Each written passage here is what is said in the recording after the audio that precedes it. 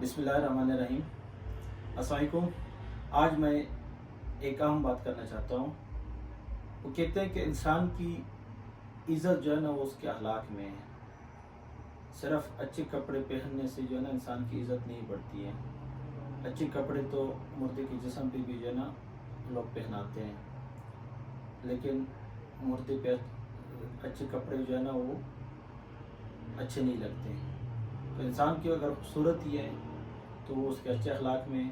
तो हमें चाहिए कि हम अपने रोज़मर्रा ज़िंदगी में लोगों के साथ अच्छे अखलाक के साथ पेश आएँ, लोगों के साथ जो है ना उसने सलूक करें और एक दूसरे की हम मदद करें। हमारी छोटी सी मदद से हम माशरे में एक बहुत बड़ी पॉजिटिव चेंज ला सकते हैं। अगर हम किसी को कुछ दे नहीं सकते, हमारे पास पैसे नहीं हैं, लेकिन अगर हम उसको सीधा रास्ता दिखाते हैं, उसको अच्छा मशवरा देते हैं, तो ये भी जो है एक सदका है।